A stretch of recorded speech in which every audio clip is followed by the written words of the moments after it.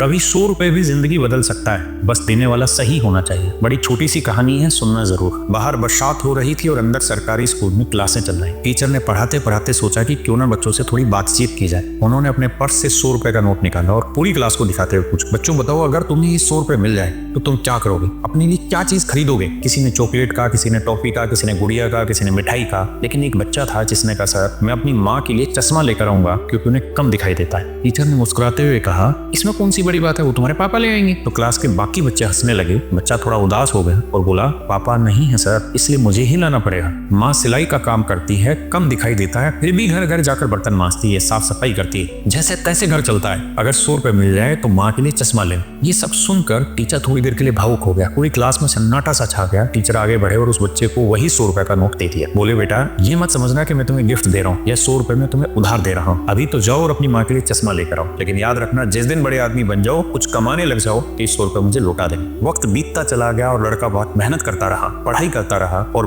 20 साल बाद फिर से वही इतिहास दोहराया गया। सीन वही था, बाहर बरसात थी, अंदर वही सरकारी स्कूल में क्लास चल रही थी। जो टीचर थे वो बुजुर्ग हो चुका था, शांति से बच्चों को पढ़ा रहा था, लेकिन अचानक स्कूल के बाहर एक सरकारी गाड़ी आकर रुकी। कलेक्टर साहब निकले। सब लोग सतर्क हो गए। सभी टीचर हैरान थे कि आज कलेक्टर साहब किसकी क्लास लगाने वाले हैं। कलेक्टर पूछते हैं एक टीचर का नाम और सीधा उसी क्लास में चले जाते हैं जहां वो बुजुर्ग टीचर पढ़ा रहे होते हैं। परमिशन लेकर क्लास में जाते हैं, टीचर के चरणों में झुककर प्रणाम करते हैं और कहते हैं, सर आपने मुझे पहचाना नहीं, मैं वही छात्र हूँ जो 20 साल पहले अपनी माँ के लिए चश्मा खरीदना चाहता था और आपने 100 रुपए उधार दिए थे। आज सबसे पहले वो 100 रुपए लौटाने आया हूँ और आपका सम्मान करना चाहता हूँ क्योंकि आपने मुझे जीने की ललक सिखाई और यह समझाया कि सही दिशा में दौड़ो तो कुछ हासिल किया जा सकता है। मेरे बच्चों, कहानी बहुत छोटी है पर सीख बहुत गहरी है। अगर आप अपने हालात बदलना चाहते हैं तो मजबूरियों को कोसना बंद कीजिए, वक्त को बदलना शुरू कीजिए, क्योंकि इंसान के अंदर इतनी ताकत होती है कि वो चाहे तो देवताओं से भी ऊपर उठ सकता है।